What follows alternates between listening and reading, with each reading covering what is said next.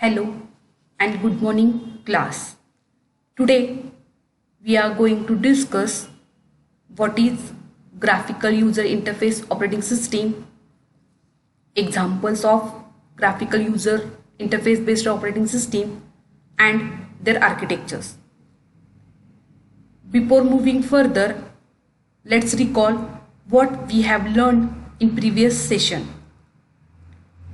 In previous session, we learned the command line operating system. The command line operating system is a text-based user interface used to view and manage computer files. Command line interface are also called as command line user interfaces, console user interfaces, and character user interfaces. After that, we see features of command line interface. Before the mouse, users interacted with an operating system with a keyboard. User typed the commands in the command line interface to run tasks on a computer. The user responds to a prompt in the command line interface by typing a command. The output or response from the system can include a message, table, list, or some other confirmation of a system or application action. Most current Unix-based system offers both a command line interface as well as a graphical user interface. Then we see some examples of command line operating system, that is MS-DOS and Unix operating system. The MS-DOS operating system is an operating system created for personal computer. It was developed by Microsoft. It is a classic example of an operating system with a layered architecture. MS-DOS operating system is split into various layers, and each of the layers have different functionality, which is shown in this architecture. Layering protocol provides a distinct advantage in the MS-DOS operating system because all the layers can be defined separately and interact with each other as required. Also, it is easier to create, maintain, and update the system. Change in one layer specification does not affect the rest of layers. The layers in MS-DOS are not that sharply defined, and the layer specification often blend into each other. This diagram shows the architecture of MS-DOS operating system. The layers of MS-DOS operating systems are application programs, system programs, MS-DOS device drivers, and ROM BIOS device driver. Next, the Unix operating system. It is a second example of command line interface operating system. The Unix operating system is a multitasking, multi-user operating system. To control and manage computer hardware, software resources, and operating system is required for the computer. The operating system acts as the intermediate between hardware and the user-defined application software. It provides various advanced security features. Unix has graphical user interface similar to the Windows operating system. It was developed at Bell Lab Research Center during the 1970s by the Ken Thompson, Dennis Ritchie, and other researchers. This operating system was specially designed to work on large mainframe systems. Unix is written using a C programming language. It is the first portable operating system and is being used on various platforms. It is the architecture of Unix operating system, which is also designed in layer. Unix has a graphical user interface similar to the Windows operating system that makes it easy for navigation and a good supportive environment. The internal design view of this operating system can be known from its architecture. It has kernel, system call, shells and command and application layer. In kernel is the center core that interact directly with the hardware of the system. The main function of kernel is the computer hardware such as memory, disk, printers are controlled by the kernel. It manages the data storage and control the computer access by several users. The kernel is composed of several subcomponents such as configuration, includes boot code, device drivers to control hardware and header files. Next layer, that is system call. System call, it acts as an interface between the kernel and other libraries. These libraries include general function and built on top of the system calls. It uses some commands and utilities. These commands and utilities are cp, it is used for copy, mv, it is used for move, cat, it is used to create a file.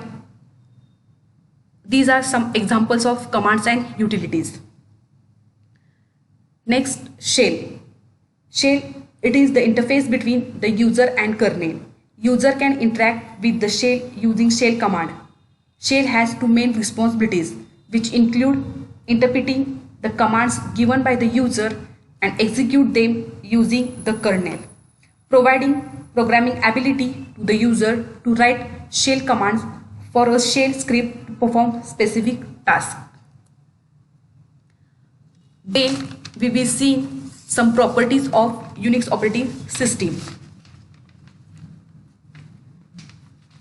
First property, that is multi-user accessing. In short, multi-user accessing means multiple users can work on a system simultaneously by connecting through terminal.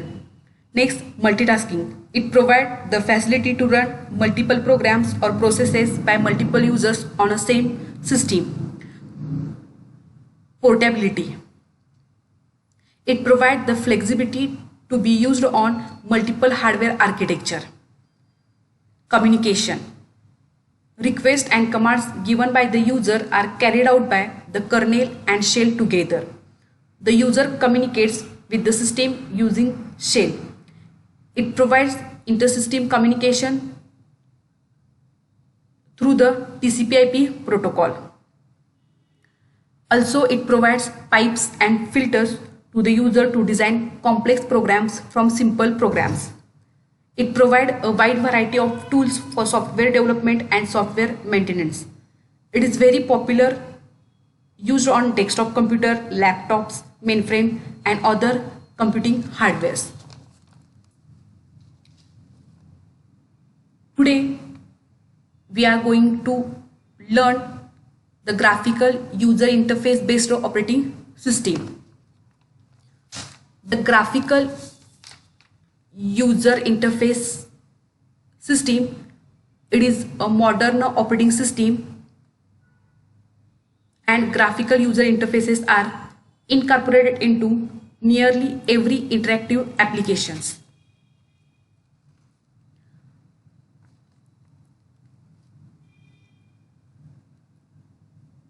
The graphical user interface is the most popular user interface today.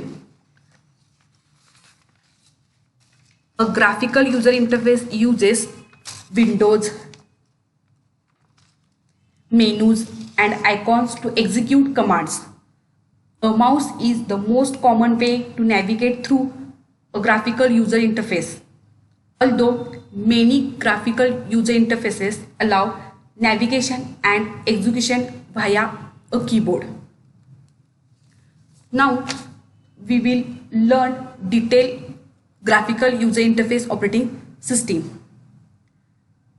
Today, most users prefer the graphical user interface offered by operating systems such as Windows, Linux, and Mac OS. Most recent Unix-based systems offer both a command line interface as well as a graphical user interface.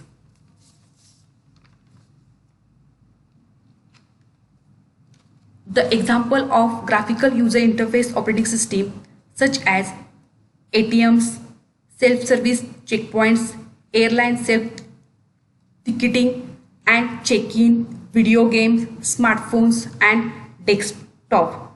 Some popular modern graphical user interface examples includes Microsoft Windows, Mac OS, Ubuntu Unity, Android, Apple iOS, BlackBerry OS, Windows 10 mobiles, and Firefox operating system for smartphones. The feature of a graphical user interface leverage familiar metaphors such as drag and drop for transferring files and use familiar icons such as a trash bin for deleted files, creating an environment in which computer operating system operations are easily mastered without any prior practice or knowledge of computing machinery. Graphical user interface applications are self-descriptive. Feedback is typically mediate and visual cause encourage and steer discover wrap. The examples of graphical user interface are Windows NT and Linux operating system. Now we will see the architecture of Windows NT. It is one of the most popular example of graphical user interface. This diagram shows the architecture of Windows NT. The architecture of Windows NT, a line of operating system produced and sold by Microsoft. It is a layered design that consists of two main components, that is user mode and kernel mode. It is user mode and it's a kernel mode. It is preemptive and multitasking operating system which has been designed to work with uniprocessor and multiprocessor.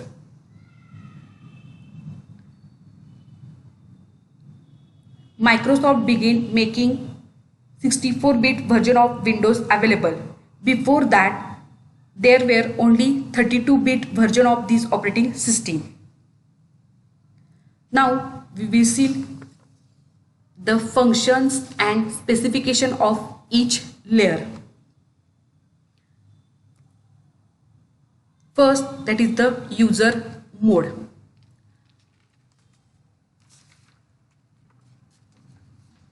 Programs and subsystem in user mode are limited in terms of what system resources they have access to, while the kernel mode has unrestricted access to the system, memory and external devices.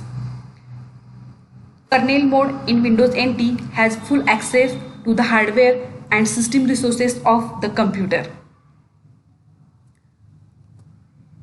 A user mode is made up of various system-defined processes and data link libraries.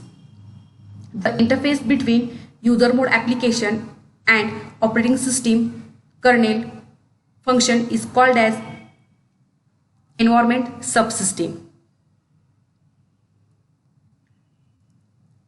This mechanism was designed to support applications written for many different types of operating system.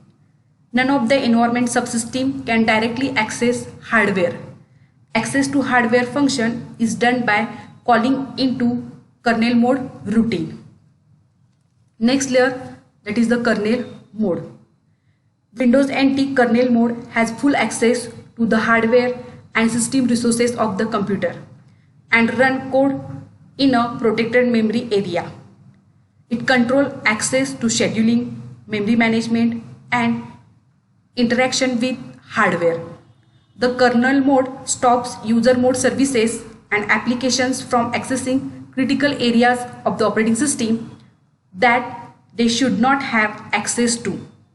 User mode processes must ask the kernel mode to perform such operation on their behalf. Next layer, that is the executive services.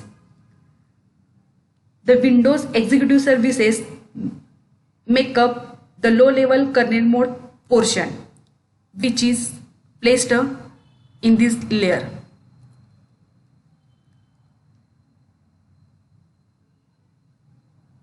It deals with I/O, object management, security, and processes. These are divided into several subsystems,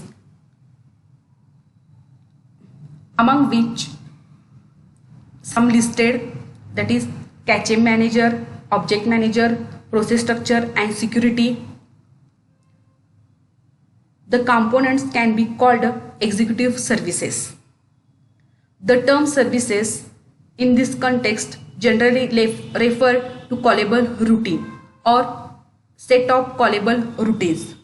This is distinct from the concept of service processes, which is a user mode component. Now we will see the several subsystems. First, that is the local procedure call. It provides interprocess communication ports with connection semantics. The local procedure call ports are used by user mode subsystem to communicate with their client, by executive subsystem to communicate with user mode subsystem, and as the basis for the local transport for Microsoft RPC. Next subsystem, that is memory manager. Memory manager manage virtual memory, controlling memory protection and the paging of the memory in and out of the physical memory to secondary storage, and implement a general purpose allocator of physical memory. It also implements a parser of partial executables that lets an executable be mapped or unmapped in a single state.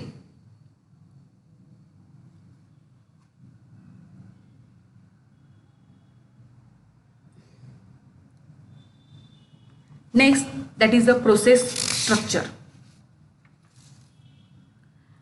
Process structure handles process and thread creation and termination. It implements the concept of job, a group of processes that can be terminated as a whole or be placed under shared restriction. Job objects were introduced in Windows 2000. Next, PNP manager. It's plug and play manager. It handles plug and play and support device detection and installation at boot time. It also has the responsibility to stop and start devices on demand. It can happen when a bus gain a new device and need to have a device driver loaded to support it. Its bulk is actually implemented in user mode. In the plug and play services, which handles the often complex task of installation drivers, notifying services and application of the arrival of new devices, and displaying graphical user interface to the user. Next, power manager. It deals with power event like power off, standby, power on, and notify affected drivers with special IRPs. Next, Security Reference Monitor, the primary authority for enforcing the security rules of the security integral subsystem. It determines whether an object or resource can be accessed via the use of access control list, which are themselves made up of access control entries. Next, GDI, that is Graphics Device Interfaces. It is responsible for tasks such as drawing lines and curves, rendering fonts, and handling palettes. The Windows NT 3.x series of release had placed the GDI component in the user mode, that is client-server runtime subsystem. But this was moved into kernel mode with Windows NT 4.0 to improve graphics performance. Now, next layer, that is the kernel.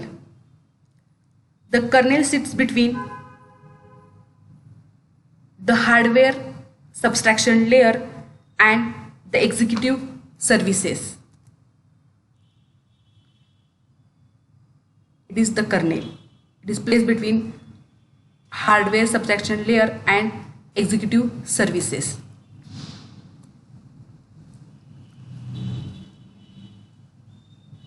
It provides multiprocessor synchronization, thread and interrupt scheduling and dispatching. It also responsible for initializing device drivers at boot up that are necessary to get the operating system up and running. That is, the kernel performs almost all the tasks of traditional microkernel. The strict distinction between executive services and kernel is the most remnant of the original microkernel design. The kernel often interfaces with the process manager. The level of abstraction is such that the kernel never calls into the process manager, only the other way around.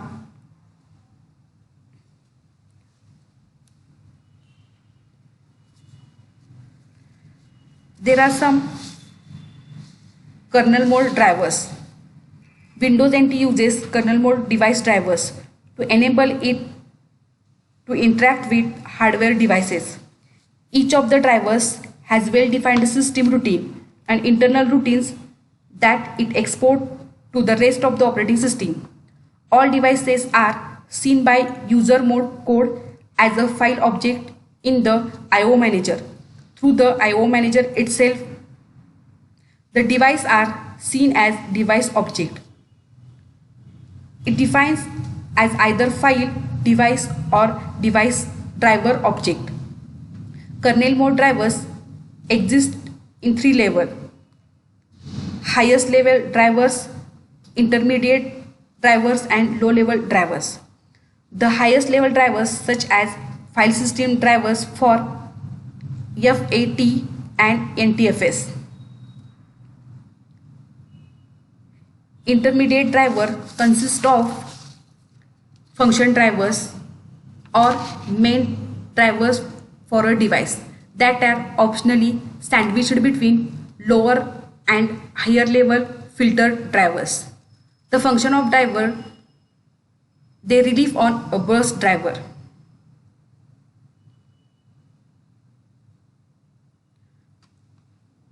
The lowest level drivers are either legacy Windows NT device drivers that control a device directly, or can be a P&P hardware bus, that is plug and play driver bus.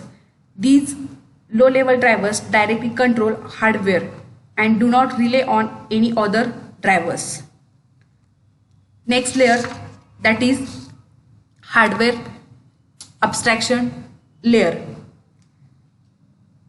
The Windows NT hardware abstraction layer is a layer between the physical hardware of the computer and the rest of operating system. It was designed to hide difference in hardware and provide a consistent platform on which the kernel is run. The hardware abstraction layer includes hardware specific code that control I/O interfaces, interrupt controllers, and multiple processors. The hardware abstraction layer isn't a layer that sits entirely below the kernel. The way kernel sits below the executive services, the hardware abstraction layer implementation depend in some measure on the kernel. In particular, hardware abstraction does not involve abstraction the instruction set, which generally falls under the wider concept of portability. Abstraction, the instruction set when necessary, is performed by the kernel via hardware virtualization. This is the architecture of Windows NT. Now we will learn another example of graphical user interface, that is Linux operating system. The Linux operating system, it is from the Unix family. Unix based system offers both a command line interface and graphical user interface. Linux is one of the popular version of Unix operating system. It is open source as its source code is freely available. It is free to use. Linux was designed considering Unix compatibility. Its functionality list is Unix similar to that of Unix, which is learned in command line based operating system. There are some components of Linux system. There are three components of Linux operating system, that is kernel. Kernel is the core part of Linux operating system. It is responsible for all major activities of this operating system. It consists of various modules and it interacts directly with the underlying hardware. Kernel provides the required subtraction to hide low-level hardware details to system or application programs. Next component, that is system library. System libraries are special functions or programs using which application program or system utilities access kernel features. These libraries implement most of the functionalities of the operating system and do not require kernel modules code access rights. The third component is system utility. System utility programs are responsible to do specialized individual level tasks. This diagram shows the component of Linux operating system, that is the kernel model and physical hardware, which is hide from the low level hardware details, and some system libraries and some system softwares, utilities and compilers. Next, basic features of Unix operating system.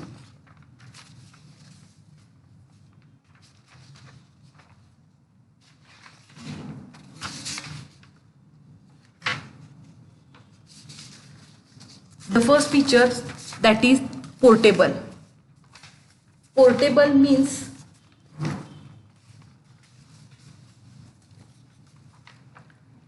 software can work on different types of hardware in same way. Linux kernel and application program supports their installation on any kind of hardware platform.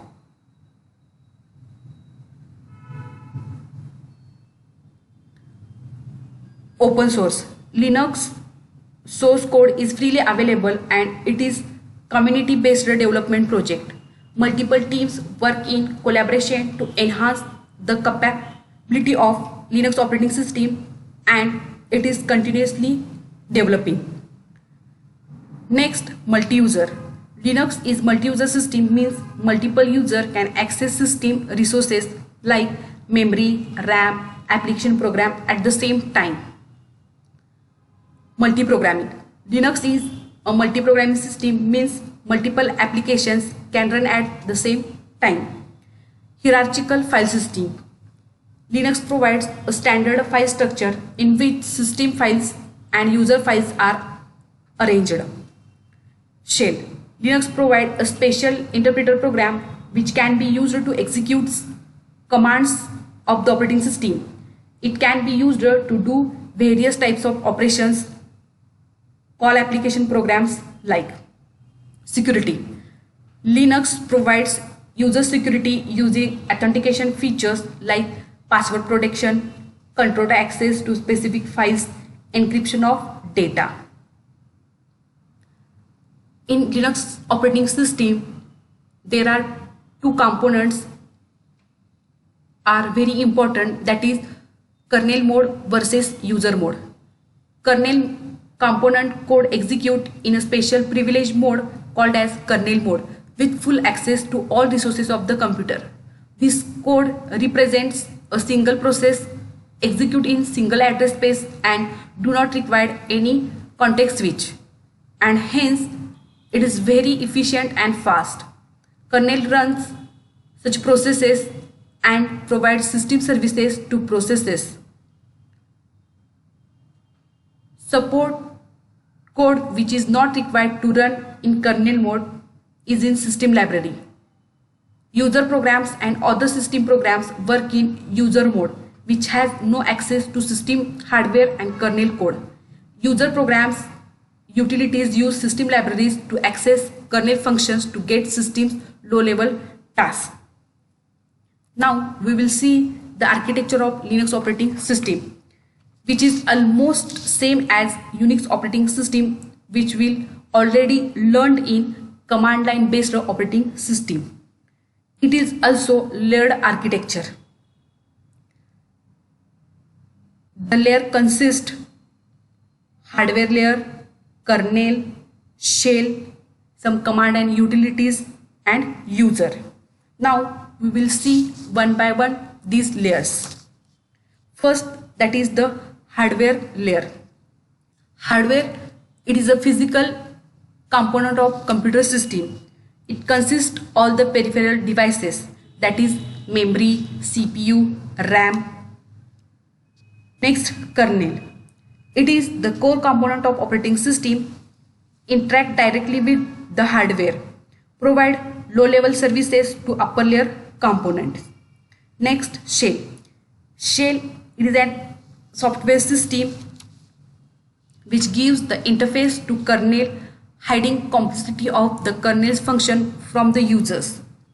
The shell takes commands from the user and execute kernel's function and generate the output from the hardware and give the output to the user. Utilities. Utility programs that provides the user most of the functionality of an operating system. These are various commands and utilities which we can make use of in our day-to-day activities. That is cp used for copy, mv it is used for move, cat it is used for to create a file. Like these are some examples of commands and utilities. This is the architecture of Linux operating system. Here our first chapter is completed. I hope you all are understood very well. If you have any queries, then contact me and solve your problems at any time. Do study well and sincerely. Thank you.